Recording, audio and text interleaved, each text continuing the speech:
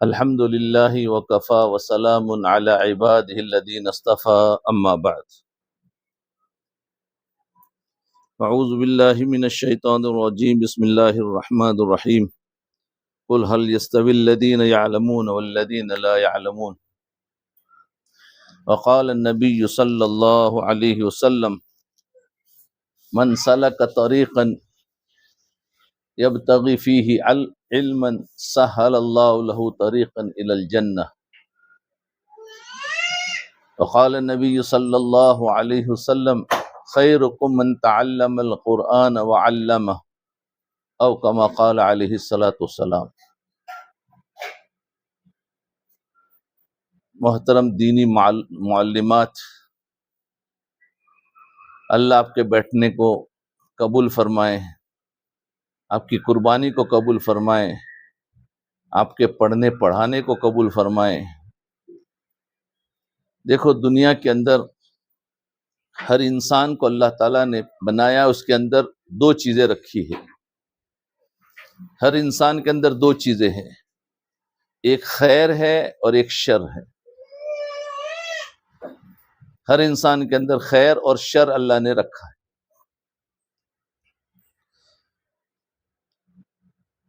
یہ خیر اور شر کا مجموعہ ہے۔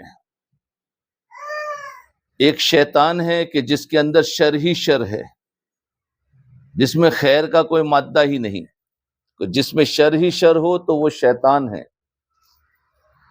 اور ایک مخلوق ہے جس میں خیر ہی خیر ہے، وہ فرشتہ ہے، کہ فرشتوں میں کوئی شر نہیں ہے، وہ خیر ہی خیر ہے، وہ خیر محض ہے اور ایک خیر اور شر محض ہے۔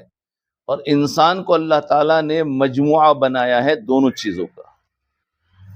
اس لیے فرشتوں کی بھی کوئی فضیلت نہیں ہے، شیطان کی بھی کوئی فضیلت نہیں ہے، انسان کو اللہ نے افضل المخلوقات بنایا ہے۔ کیوں؟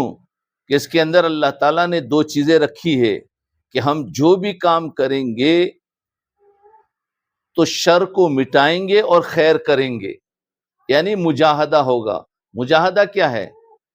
مجاہدہ زیادہ عبادت کرنے کا نام نہیں ہے، مجاہدہ شر کو دبا کر خیر کے کام کے کرنے کا نام مجاہدہ ہے۔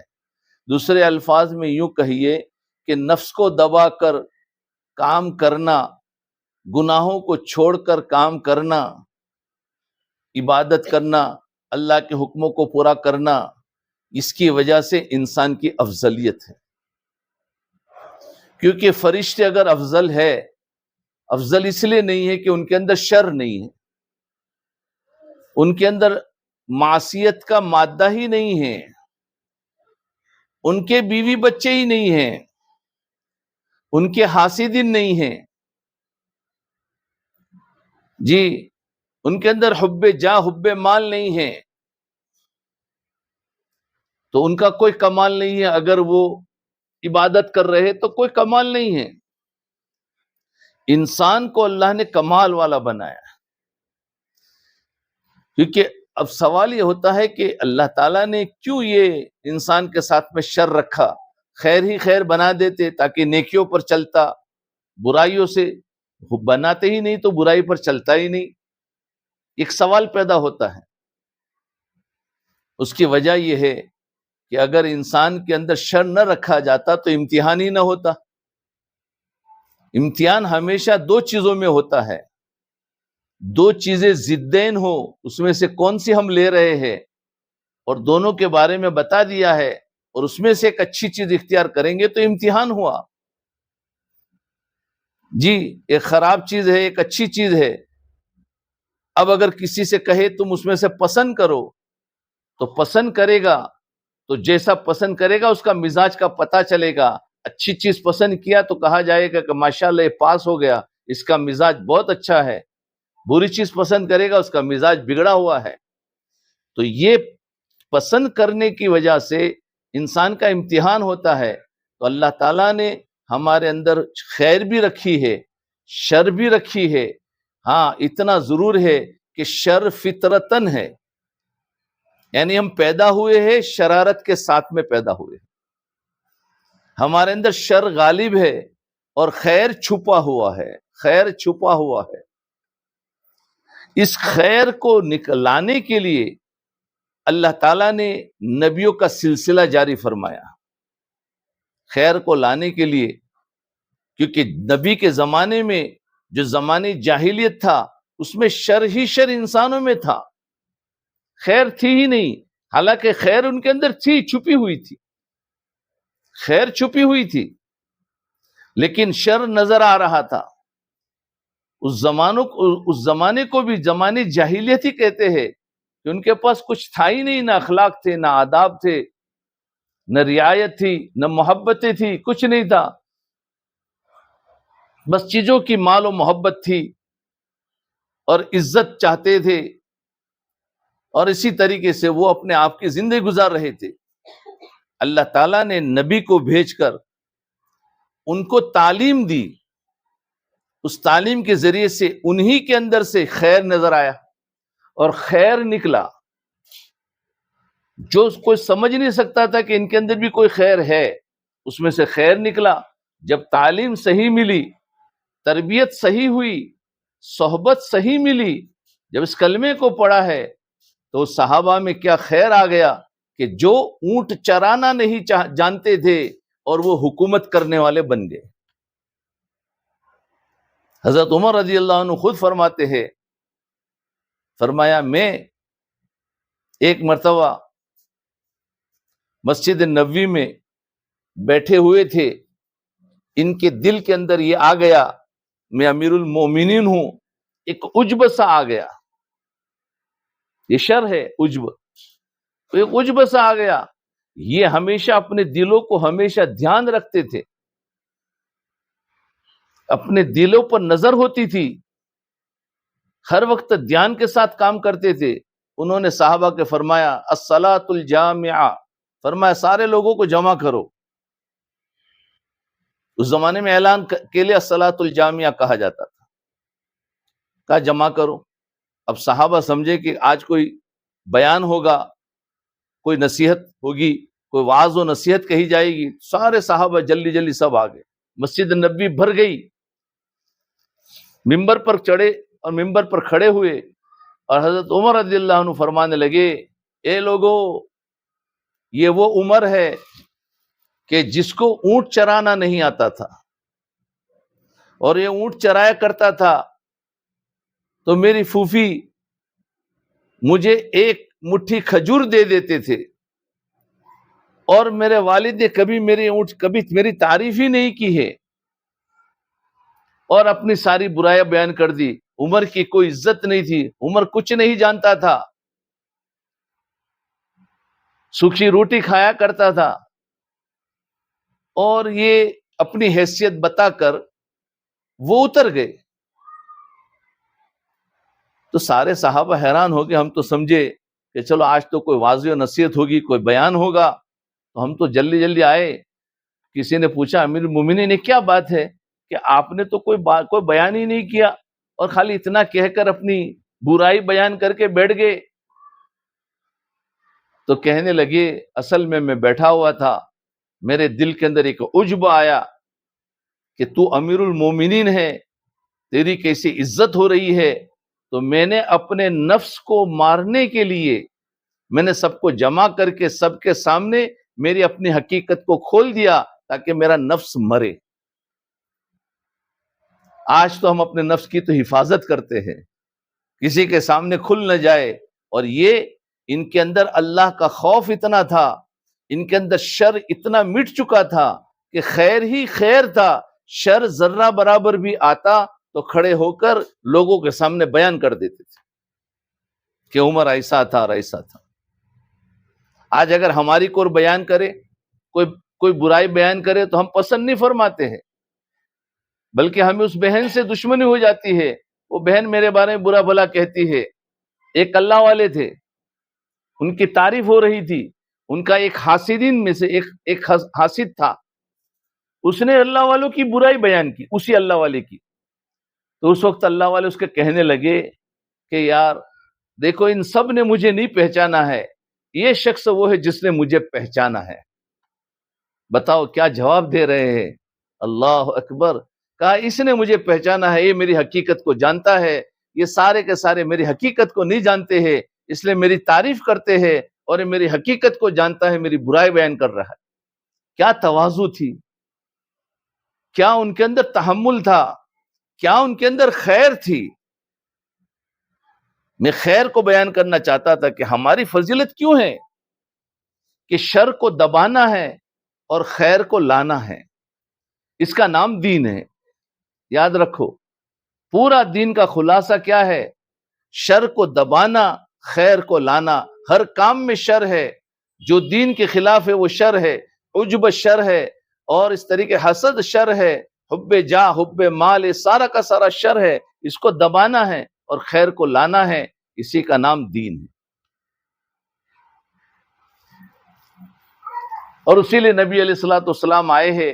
انہوں نے آ کر وہ صحابہ کہ جن کی کوئی قیمت دنیا میں نہیں تھی، وہ اتنے قیمتی بن گئے، اتنے قیمتی بن گئے کہ رضی اللہ عنہ ہو گئے، کہ اللہ ان سے راضی، وہ اللہ سے راضی. اور ان کی زندگی قیامت تک آنے والے انسانوں کے لیے نمونہ بن گئی ہے. کیا وہ شر نہیں تھا؟ شر ان کے اندر تھا، آج ہمارے اندر بھی ہے، لیکن ہماری وہ تربیت نہیں ہوئی. یہ جتنے مدارس ہے اور جتنی اسکولیں ہیں، جتنی تعلیم گاہیں ہیں، یہ ساری تعلیم انسان کو خیر پر لانے کے لیے ہے، شر پر لانے کے لیے کوئی مدرسہ نہیں ہے. شر تو فطرتن ہے. فرمایا جس بستی میں مدرسہ نہ ہو وہاں مدرسہ کھول دو. کیوں؟ کہ وہاں اخلاق آ جائیں گے، ان کا شر دور ہو جائے گا، صحیح معنوں میں وہ معاشرت ان کی صحیح ہو جائے گی. تو ہمیشہ خیر کو لانے کے لیے مدارس کھولے جاتے ہیں، تو اس سے شر مٹتا ہے. بتاؤ آج دنیا میں کبھی سنا ہے کہ شر کو لانے کے لیے کوئی اسکول کھولی ہو اور کوئی مدرسہ کھولا ہو؟ نہیں، کہیں نہیں ملے گا. خیر کی محنت چھوڑ دو تو شر خود بخود آ جاتا ہے. اس لیے شریعت نے ہمیں جتنے احکام دیے ہیں وہ موت تک چلنے کے لیے دیے ہیں. فرمایا تم کبھی بھی اس احکام کو چھوڑو گے تو تمہارے اندر شر غالب آ جائے گا، اور جب تک تم چلتے رہو گے تو تمہارے اندر خیر غالب رہے گا، شر دبے رہے گا. کیونکہ شر کو دبانا ہے، خیر کو غالب رکھنا ہے. شر مٹے گا نہیں، یاد رکھے، شر مٹتا نہیں ہے. شر کو ڈیلیٹ نہیں کر سکتے، بلکہ اس کو دبانا ہے. حق کی محنت، خیر کی محنت اتنی کرے اور اتنی پابندی سے کرے کہ شر ابھرنے ہی نہ آوے. شر ابھر جاتا ہے. آپ میری باتوں کو سمجھ رہے ہوں گے. ایک مرتبہ حضور کے زمانے میں شر ابھر گیا. حضور کا زمانہ خیر القرون زمانہ ہے. ایک غزوے سے آپ واپس آ رہے تھے، ایک جگہ پر قیام کیا. قیام کے درمیان میں پانی لینے کے لیے گئے، تو پانی لینے کے درمیان میں ایک انصاری اور ایک مہاجر کا آپس میں جھگڑا ہو گیا. مہاجر نے مہاجرین کو بلا دیا، انصار نے انصار کو یا اہل الانصار کہہ دیا. یہ خبر حضور تک پہنچی، اور حضور صلی اللہ علیہ وسلم نے سب کو کھڑا کر دیا. بولے چلو یہاں سے سفر کرتے ہیں، اس لیے کہ شر ابھرنے لگا ہے. کہیں ایسا نہ ہو کہ دو خاندان اور دو مہاجر اور انصار میں جھگڑا ہو جائے، کیونکہ پیچھے منافق ہوتے ہیں، وہ چاہتے ہیں کہ ان دونوں کے درمیان میں جھگڑا شروع ہو جائے. لیکن حضور نے ان کو پھر چلایا، شر کو دبانے کے لیے اتنا تھکایا. پوری رات چلے ہیں، یہاں تک کہ دوسرے دن بھی چلے، اور تھک کر وہ دھوپ کے اندر سو گئے. کسی کو ہوش ہی نہیں کہ ہم کہاں پر آ کر سوئے. تو شر کو دبانا ہو تو ہمیشہ خیر کی محنت اتنی کرو کہ شر کے لیے ہمیں فرصت ہی نہ ملے، ہم سوچ ہی نہ سکے. ایک صاحب نے مجھے سوال کیا کہ موبائل کا استعمال کیسے کم کریں، ہم موبائل کا استعمال بہت ہو رہا ہے. تو میں نے ان سے کہا کہ اپنے آپ کو اتنا مشغول رکھو دین کے کاموں میں، خیر کے کاموں میں، چاہے کسی کی مدد ہو، چاہے کچھ سودا لانا ہو، چاہے کہیں جانا ہو، چاہے دینی تقاضا ہو، دعوت کے تقاضا ہو، کچھ بھی ہو، یا اپنا کاروبار ہو، جو بھی اس میں اتنا تھکاؤ کہ موبائل کے دیکھنے کے لیے بھی دل نہ چاہے. تو میں نے کہا موبائل کا استعمال کم ہو جائے گا. آج ہم تھکاتے نہیں ہیں، فرصت ہے ہمارے پاس. فرصت ہونے کی وجہ سے فوراً ہمارا ہاتھ ہماری جیب میں موبائل پر جاتا ہے اور اس کو کھول کر بیٹھ جاتے ہیں اور ہمارا وقت ضائع ہو جاتا ہے. فرمایا اس کا اگر استعمال کم کرنا ہے تو مشغول ہو جاؤ. مشغول اپنے آپ کو کرنا پڑے گا. ایک تو ہے کہ ہم کاروبار کام کرتے ہیں, کاروبار میں سے 8-10 گھنٹے سے فارغ ہو گئے, اس کے بعد کیا کرے؟ اس کے بعد دوسرے کاموں میں لگے رہے. بہت سارے کام ہیں, اور کچھ نہ ہو تو دعوت و تبلیغ کے کام ہوتے ہیں, اس کی ملاقات ہے, جماعت بنانی ہے, فلاں کی نصرت کرنی ہے, فلاں پر جانا ہے, فلاں کو سمجھانا ہے, یا کسی کا کام کرے کہ اس کو وہاں سے لانا ہے. تو اتنے مشغول ہو جائے کہ جس کی وجہ سے ہم موبائل کا استعمال نہ کر سکیں. تو خیر, آپ معلمات ہے, آپ کی زندگی, آپ کے اندر جتنا دین ہوگا اتنا دین آپ کے پاس پڑھنے والی طالبات کے دلوں میں جائے گا. جو کتابیں پڑھا رہے ہیں وہ تو کم جائے گا, جو آپ کی زندگی ہے وہ زیادہ جائے گی. اصول ہے ہمیشہ طالب علم استاد کی زندگی سے اس کی زندگی سے زیادہ لیتا ہے, اور وہ جو پڑھا رہا ہے اس کے الفاظ کم لیتا ہے. یہ بات یاد رکھے. آج ہم دین تو صحیح پڑھاتے ہیں بچوں کو, لیکن پڑھانے والے معلمات کے اندر وہ صحیح دین نہیں ہوتا ہے, تو بچے اتنے ہی دین پر آتے ہیں جتنا معلم کی زندگی میں دین ہے. وہ اس دین پر نہیں آئیں گے جو ہم نے کتابوں میں پڑھا ہے, جو دینیات پڑھایا ہے, جتنے بھی حدیثیں پڑھائی ہے, اس پر نہیں آئیں گے. ہاں, وہ تو ان کی معلومات ہوگی, اس پر وہ بات کر لیں گے. اس لیے کہ اخلاق سے منتقل ہوتے ہیں, اخلاق پڑھائے نہیں جاتے ہیں. وہ تو کتابوں میں لکھے ہوئے اور اس کو پڑھا دیا نہیں ہے. اخلاق بن کر, مجسمہ بن کر, نمونہ بن کر ان کے سامنے بیٹھنا پڑے گا. دیکھو, استاد کی جیسے بات کرنے کی عادت ہوگی, بچے کی عادت بھی ویسے ہی بنے گی. استاد کو اگر بچے سے بار بار ڈانٹنے کی اور اس کو جھڑکنے کی عادت ہوگی تو وہ بچہ بھی بڑا ہو کر ویسے ہی جھڑکے گا اور سب کم کرے گا. استاد سے سیکھا ہے, وہ تو یہی سمجھتا یہ بھی دین ہے.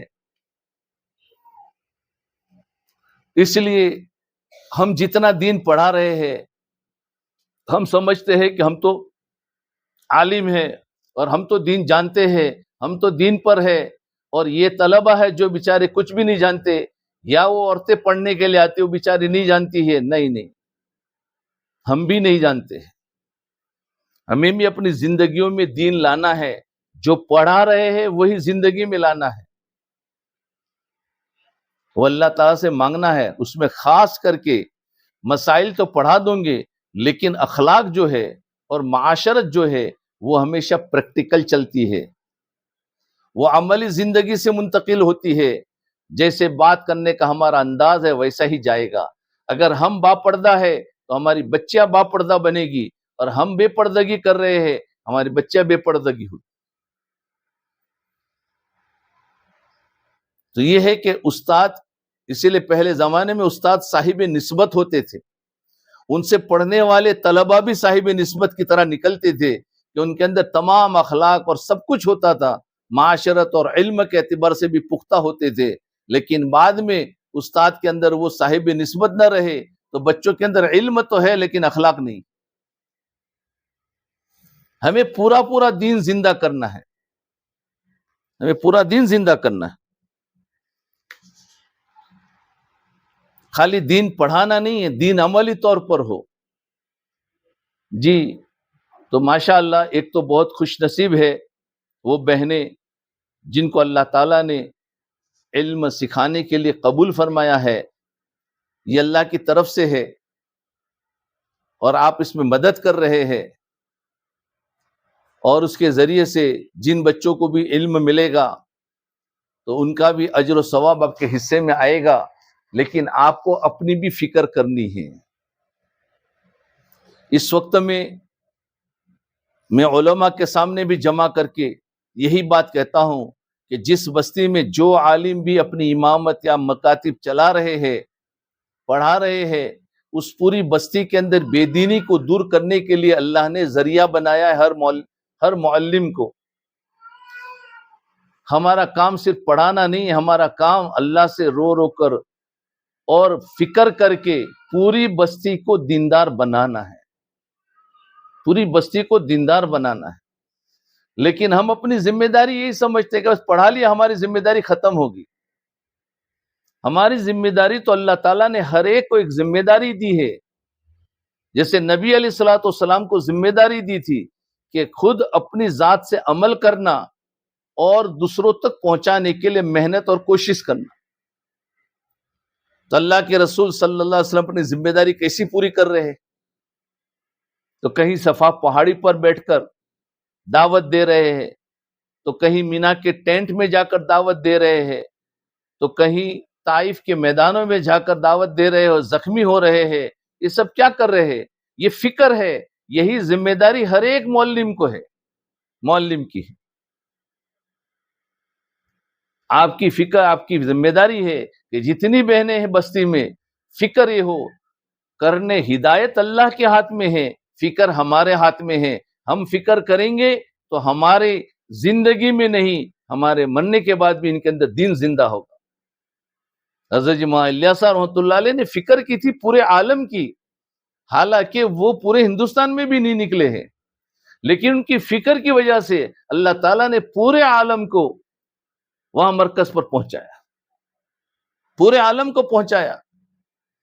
تو یہ فکر ہماری بڑی ہو، اور فکر کے جب فکر ہوگی تو ہمارے دل میں درد پیدا ہوگا، اور درد ہوگا ہماری باتوں میں اثر ہوگا۔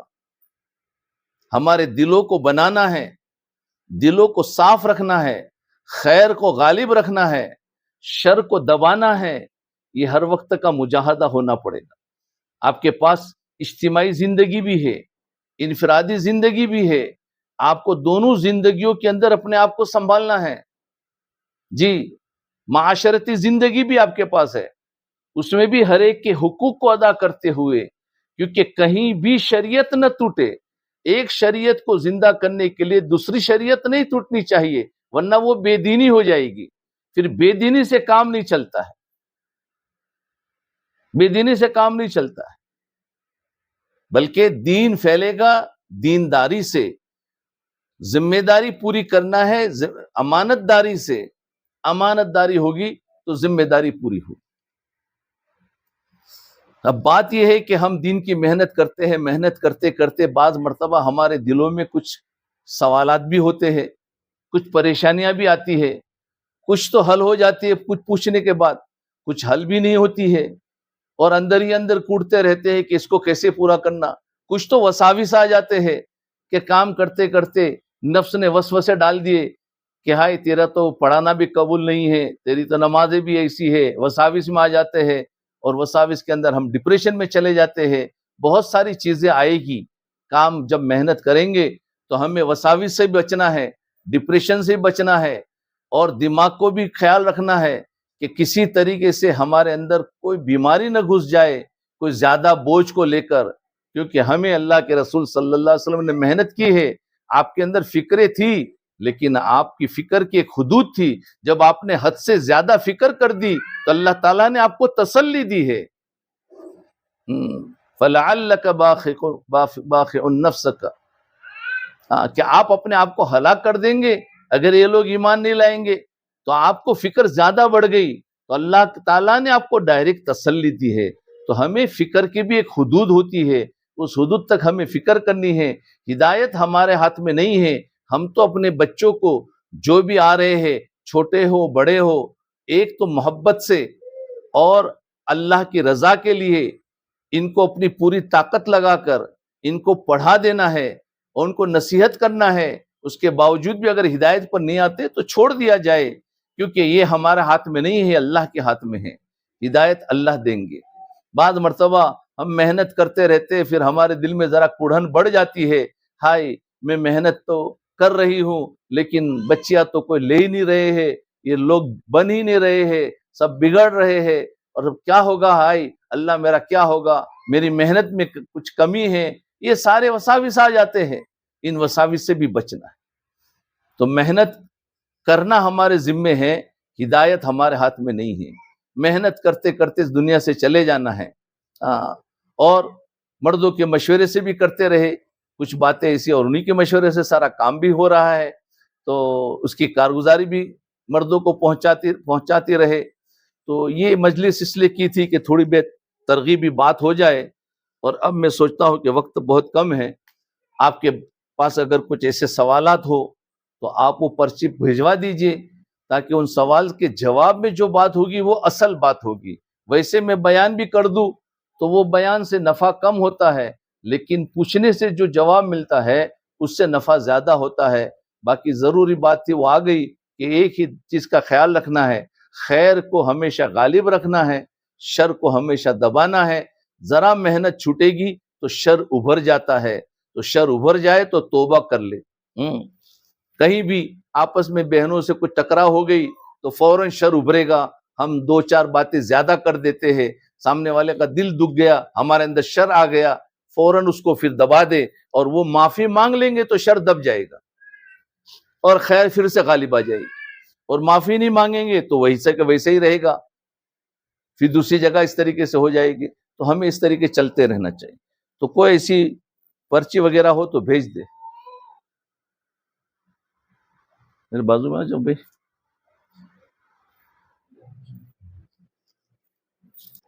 صلاۃ التسبیح کی نماز اجتماعی طور پر کچھ دنوں کے لیے پڑھا سکتے ہیں؟ یہ تو مفتیان اکرام کا کام ہے۔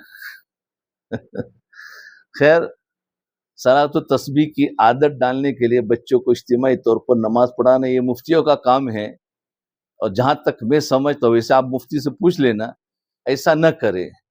جو چیزیں اصل میں ہمیں فرائض بہت سارے مٹ رہے ہیں، فرائض کو زندہ کرنے کے سوالات کرے، یہ سارے مستحبات بھی نہیں ہیں، سمجھے نا، یہ تو انفرادی عمل ہے۔ ہاں، ان کو ترغیب دی جائے اور کہا پڑھو ہمارے سامنے انفرادی، تو ان کو ایک مرتبہ پڑھا لیا تو آئندہ ان کو پڑھنے کی عادت ہوگی۔ لیکن ہمیں ایسی چیز پر ڈال رہے ہیں جو نہ نفل میں سے ہے نہ مستحبات میں سے ہے، ایک اچھی چیز ہے اور زندگی میں پڑھنا ہے، وہ بعد میں پڑھ سکتی ہے، اس لیے ایسے کاموں میں زیادہ بچوں کو نہ لگائے، بلکہ اس سے بھی اہم کام ہے اس کے اندر لگایا جائے۔ ایک بچیاں جب مکتب آتے ہیں تو پردے کے ساتھ آتی ہیں، اپنی کوئی خاندانی کارروائی میں جاتی ہیں تو وہاں کے ماحول کے حساب سے ہو جاتی ہیں۔ ہاں، تو یہ جو بچہ ہے جب مدرسے میں آتی ہے تو پردے کے ساتھ میں اور خاندانی تقریبات میں جاتی ہے تو اس کا ماحول سے اثر لیتی ہے، تو ان کو سمجھایا جائے۔ بس اگر ہمیں پتہ چل گیا ہے اور ان کو پتہ بھی ہمیں چلے کہ دیکھو یہ جانے والی ہے وہاں پر، تو پہلے سے ان کو ہدایت دے۔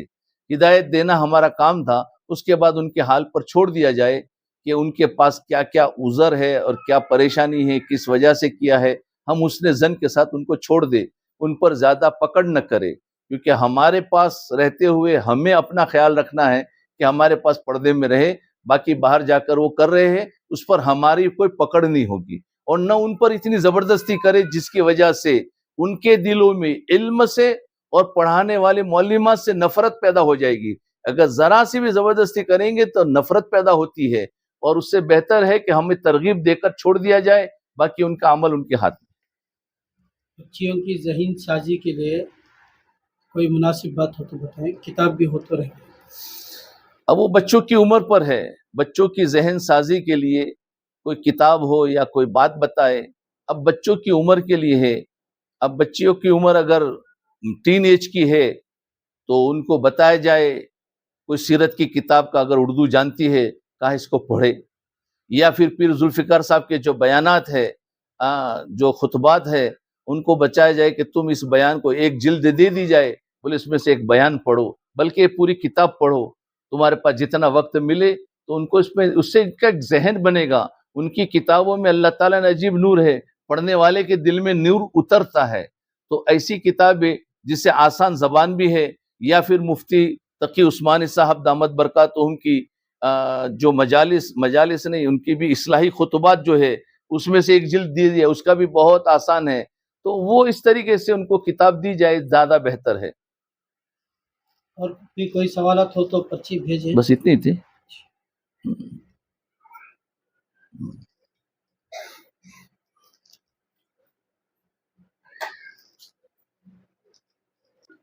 اور ہمیں ان کو ڈانٹنا بھی نہیں ہے، اور فرائض کو زندہ کرنا ہے۔ جیسے پوچھا جائے 5 وقت کی نماز ہوئی، گھر میں بھی نمازیں پڑھی، تو نمازوں کا اہتمام سے پوچھا جائے، اور اس کے بعد ان کی سنتیں وغیرہ کا ان کو یہ اہتمام ڈالا جائے کہ نماز کے بعد کوئی سنت نہ چھوٹنے پائے، ساری سنتوں، اور اس کے بعد اگر نوافل بھی پڑھ رہی ہے، اشراق، چاش، تہجد، تو الحمدللہ پھر ان کو تو اعلیٰ نمبر دیے جائے کہ 5 وقت کی نماز اور سنتیں اور اس کے بعد نوافل بھی پڑھ رہی ہے، تو یہ بچی اچھی گنی جاتی ہے۔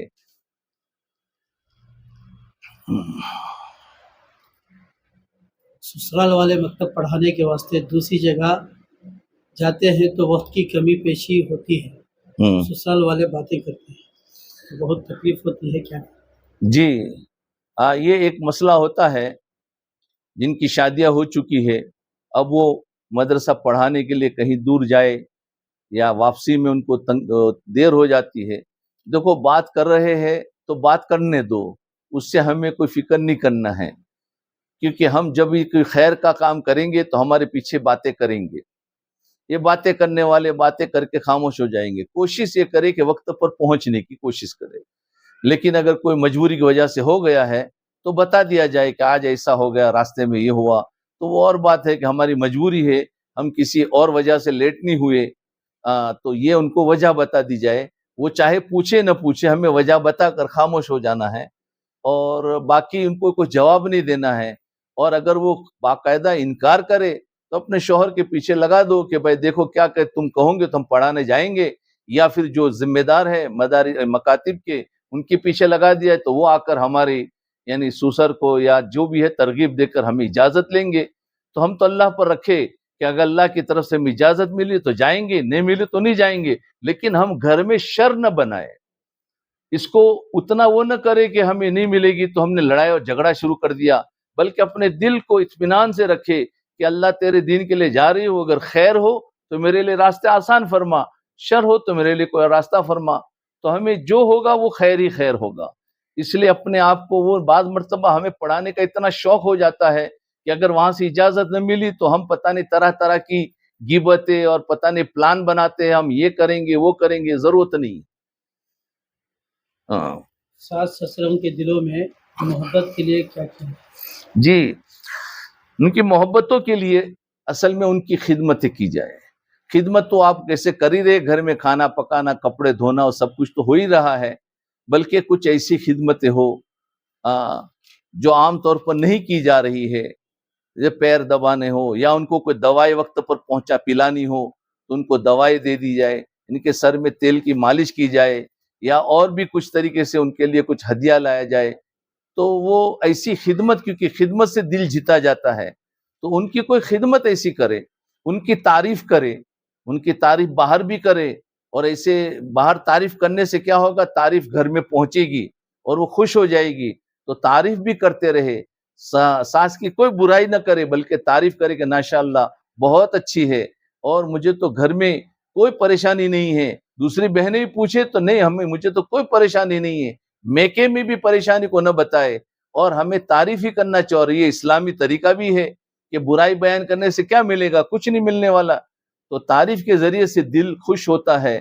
تو اس طریقے سے انشاءاللہ ساس کو جب خوش رکھیں گے تو ہمارے لیے رکاوٹ کا ذریعہ نہیں بنے گی، اور ہمیں کچھ نہ کچھ مدرسے کے لیے اور پڑھانے کے لیے، پڑھنے پڑھانے کا کچھ نہ کچھ راستہ کھلے گا۔ ان کے لیے بڑا مجاہدہ ہے، جن کی شادیاں ہوئی ہے تو ان کو سب کو راضی کرتے ہوئے آنا، اور واقعتاً ان کو اس مجاہدے پر اللہ بہت کچھ دے رہا ہے، ان کے لیے کوئی بڑے بڑے نوافل کی ضرورت نہیں ہے، ان کی اسی قربانی پر اللہ تعالیٰ کے درجات، اللہ تعالیٰ ان کو درجات طے کر رہے ہیں، بس ہم کسی جھگڑے سے وہ سارے اجر کو ختم نہ کر دیں جب تک ہمارے پاس وہ اجر باقی رہتا ہے۔ جی، اولاد کی تربیت اور اولاد کے دلوں میں والدین کی محبت آنے کے لیے کیا کیا؟ اولاد کی تربیت میں ہر عمر کا انداز الگ الگ ہے، تربیت کا۔ پیدائش سے لے کر 3 سال کی عمر کے بچے کا انداز الگ ہے، 3 سے لے کر 7 سال کے بچے کا انداز الگ ہے، اور 7 سے لے کر 12-15 سال کے بچے کا انداز الگ ہے، اور وہاں سے لے کر 18 سال کے بچے کا انداز الگ الگ ہے۔ کون سی عمر کے بچے ہیں تو ہمیں اس حساب سے، شروع والی عمر کے بچے جتنے ہیں ان کو تو تھوڑی بہت ڈانٹ ڈپٹ کریں گے تو آپ کو کوئی نہیں، بلکہ وہ ڈر کے مارے ہماری باتوں کو مانیں گے، ان کے اندر اطاعت کا جذبہ زیادہ ہوتا ہے۔ لیکن جہاں ٹین ایج ہو جاتی ہے، 13-14 سال میں آ جاتے ہیں، 12 سال کے بعد سے ان کی جو ہے ان کے اندر ڈانٹ بند کر دے، بچیوں کو بالکل نہ ڈانٹے، ماں باپ ہے تو اپنی بچی کو اپنے ساتھ میں رکھے اور اچھی طریقے سے لے جائے تعلیم میں یا مدرسے میں یا کہیں بھی، اور وہاں بھی اس کو آزادی دے، اس کو تنگ نہ کرے۔ آج ماں باپ جو ہے بچیوں کو تنگ کر دیتے ہیں، نماز کے بارے میں یا نوافل کے بارے میں تنگ کر دیتے ہیں۔ نوافل میں تو تنگ کرنا ہی نہیں چاہیے، یہ تو اگر تنگ کر رہے تو ماں باپ کی جہالت ہے کہ نوافل کے اندر تنگ کر رہے ہیں، جس کی وجہ سے بچے کے دل کے اندر نفرتیں پیدا ہو رہی ہے۔